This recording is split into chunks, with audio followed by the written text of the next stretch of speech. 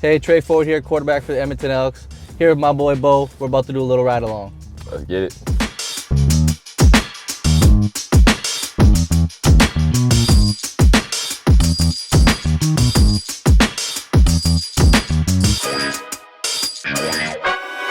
the question is for me, so what's my favorite part of game day?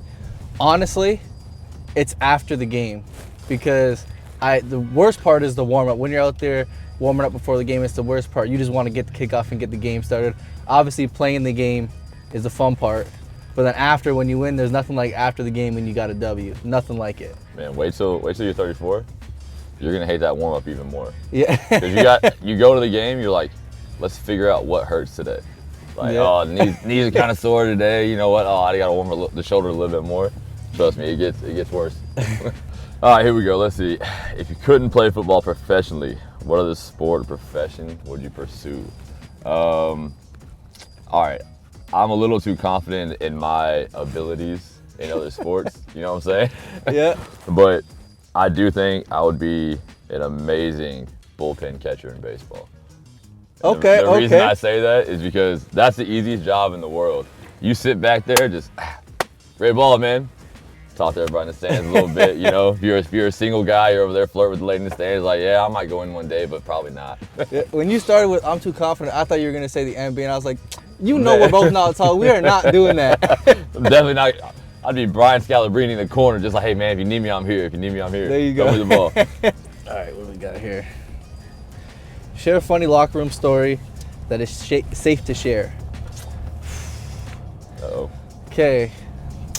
So this is the one. So this it's not a one-day story, but we're having great conversations in the locker room. One of the conversations we always have: who are the fastest guys on our team? I bet you have that conversation a lot. And I bet a lot of people test you too because you're a quarterback. For starters, a lot of people do like, oh yeah, no, Tre, you're definitely you're top five. But they never give you. But everybody wants to be top five. Yeah. Right. So there'll be like 3 or 4 consistent people, and there's one guy who comes in and will add himself to the list. Yeah. Right. And we're going on and on. And Tevin's one of the guys who comes in. No, man, back in the day, 4-3, this, that, da da da da. And then we had that play against Calgary, where he picked up the fumble, threw up the do sign, and then got caught. Oh man, and that's hard to watch in film too. So then boom, that one got thrown out the window. Tev, that's not you. And then the other one was when Leak, we were playing Toronto in the last week, and Leak broke it. He was past everybody, but then got caught. But he said he ran out of juice. But I was like, well, that's a part of speed, long speed too. The thing is, I kind of checked him out. Boom, he's not in the competition anymore. But I was like one of the only ones who did it. Man, okay, so it's funny because like, you know how it's the receiver DB room, right? Yeah. Whoever's not the fastest receivers, they're gonna hype up the fast guy. Like, oh no, Tim White, that's our guy. Like it's Tim. All the DBs that aren't the fastest ones, they're gonna hype up the fastest one. Like Lawrence Woods, our returner. Yeah. He thinks he's the fastest guy in the league, right? Tim thinks he's the fastest guy on the team. So they're always going back and forth, and I always throw out your boy, Waterloo. I'm like, what about Tyler Tarnowski? Yeah. I'm like, he's gonna dust y'all off the line, bro. All right, so let's see. If I could start any business or project outside of football, what would it be? Man, I actually know this really smart kid that does Airbnbs, and we were talking about this earlier. My man Tre, you were giving me all the ideas of like how to do it the right way, and I think the biggest thing that like I like to talk to rookies about is like there's certain ways to save your money, there's certain ways to spend it, but it's just cool for guys to hear that. So I feel like that's positive for you. As far as like Airbnbs, you're like, oh yeah, like you get to tell them like, here's a mistake I made here, and here. So now all of a sudden that next generation each time, like you're kind of helping them get there. Like what mistakes did you make trying to do that? So we actually got really lucky when we started doing our Airbnb, because the first one we actually got up was our place in Edmonton. And we were living there, and we're like, oh, we're gonna rent it out. We're gonna find like a long-term rental. Then we're like, well, we might as well just try Airbnb and give it a shot. And we tried it, and it was really, really successful. Like literally the first month in, and it just got better from there. So we really never had a lot of risk. And then we already owned our house in Waterloo at the time. Yeah. And we were renting to some of our friends. And some of them were moving out anyways, they were finishing university. So we kind of just split it in 2 floors, and we're like, well, we might as well try another Airbnb. And then that one was going well too. And now we got another house in Niagara Falls. We got to finish up the renovation. Yeah. So we kind of got lucky in the sense that it just worked out for us, and we didn't actually really run into any like super big obstacles. But I think some people overthink it, right? They're like, oh, like I need to make sure it's in a great location for Airbnb, and like The house we bought was just in some random neighborhood in Edmonton, and we're booking at 95% occupancy rate, which is like crazy. If you could change one rule in football, what would it be and why? Ooh, that's a good one. That is a good one. Ooh. Change one rule. Well, I know a lot of people like to talk about the Rouge, but I actually like the Rouge. I think Yeah, because y'all won a game off of this year. That's right, absolutely. So definitely not changing that one. One rule though, honestly, the one that I would like to change, and it might sound weird because I'm a quarterback, is pass interference. I feel like sometimes there's some pass interference calls that get called that I'm like, I don't really know. But what about it? What about it would you change? Would you change the distance that you get? Because I think that's the hardest part, is that it can be a 55-yard penalty. Like, that's game-changing.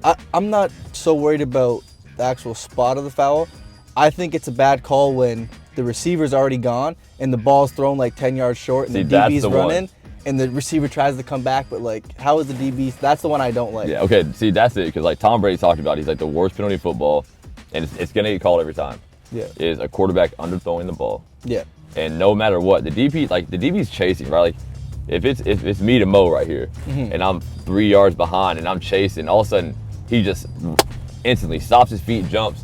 I don't have time to stop my feet, turn back, and look at the ball. It's going to be a penalty every time. Yeah, 100%. And do we talk about it? Like, hey, if we're throwing a fade and I think you're too far out there, like, I'm going to throw it short. Yeah. Because it's either going to be a PI or you're going to come back and catch it and the DB's going to run past you. Yeah. So, like, that's a good answer, though. I like that one. It's like, bro, it's like, if you really think about it, like, if you're on the highway, you're driving on the highway, and you and the guy are going 120 and slams on the brakes, odds are you're not stopping it. You know what I mean? All right, looking ahead, let's see. What's a personal professional goal I'd love to hit in the next year? Well, man, I would love to win MOP. That'd be dope. I mean, honestly, it's the Grey Cup, man. Like, the reason I went to Hamilton, like, there was side reasons, which is obviously to play for certain people. But man, like, we judge ourselves on championships as quarterbacks. You know what I mean? Like, 100%. A personal goal, it would have to be being able to bring the Grey Cup, and everybody talks about it. Like, haven't had one there since '99, and I was like, man, like, nothing could cement a legacy more and be a cooler thing than to be the quarterback of the team that brings the Grey Cup to Hamilton. Yeah, 100%. Especially because I did take a one away from him in 14. So. What was your first impressions of each other when we met? I can't lie. When did we first meet? It was in Toronto when we were throwing around. That was our first time meeting? Yeah, I think that was our first time, like, actually meeting and interacting. We never met on the field after a game before that? I don't think so. No? I don't really consider that meeting either if you're just after the game. Like, good game, bro. Yeah, good job. You know what I mean? Yeah, true. I guess that was it, yeah. But yeah, I mean, at first I was a little shook, you know, like, when I found out you were going to be there. I'm like, man, this guy's CFL legend. I was driving in my car trying to lock in. I got to impress. I was like, I really got to be throwing today. I came out, boom, throwing missiles.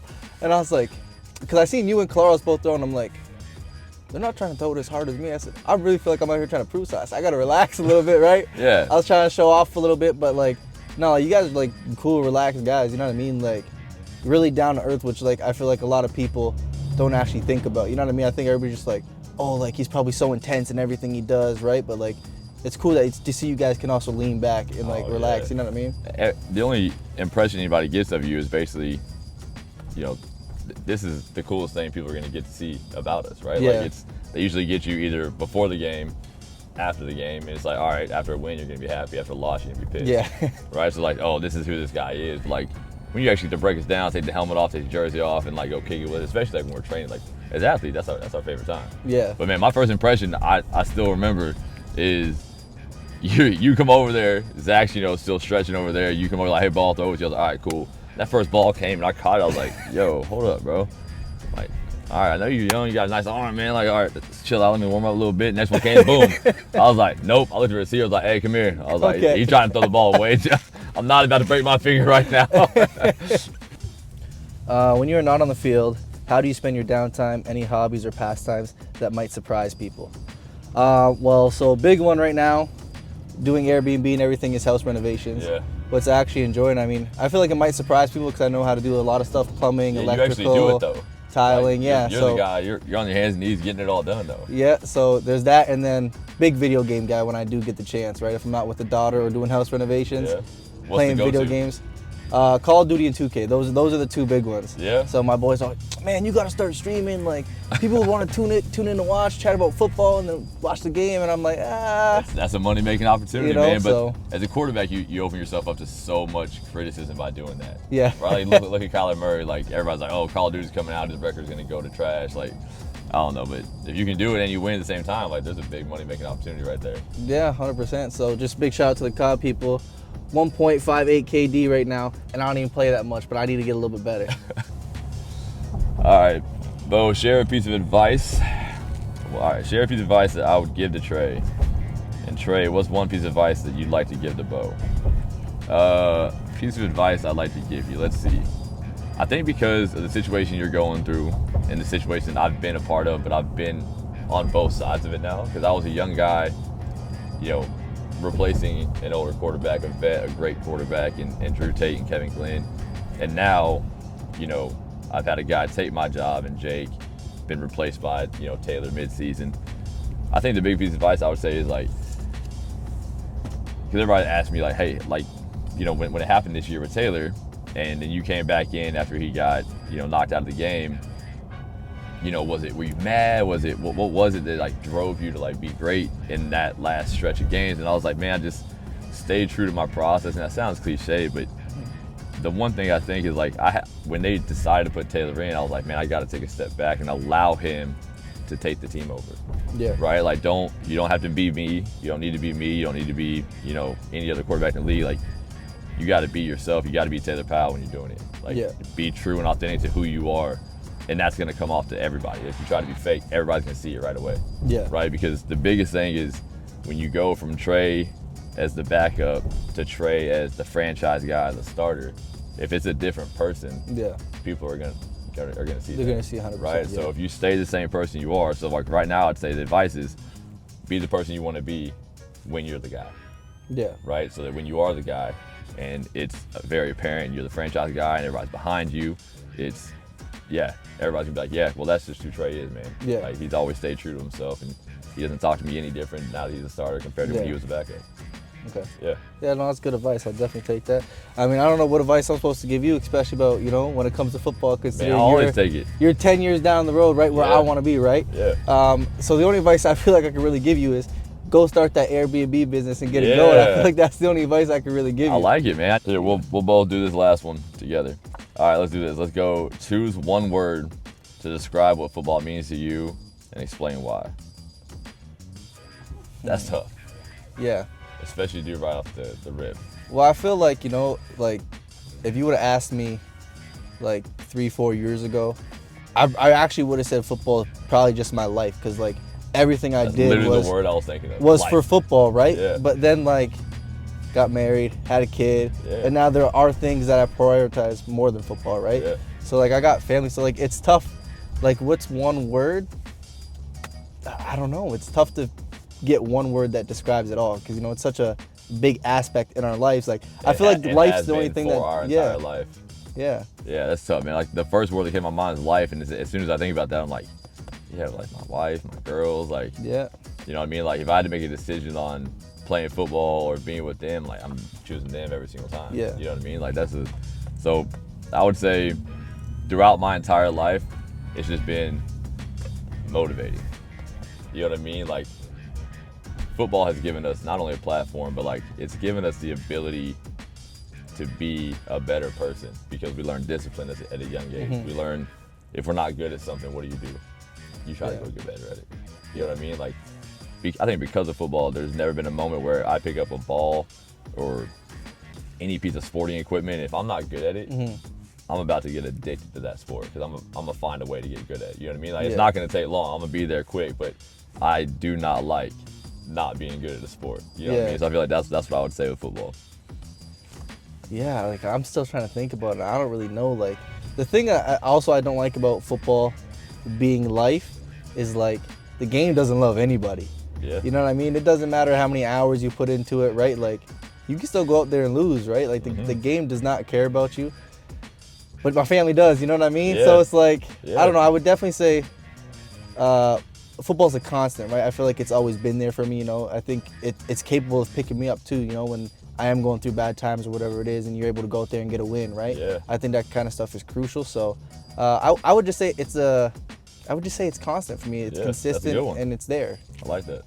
All right, that's it. That's all the time we got, man. It was great chatting with you, Trey. That was awesome, man. Appreciate Great. You know, it's awesome just being in this situation, be able to find out more about you.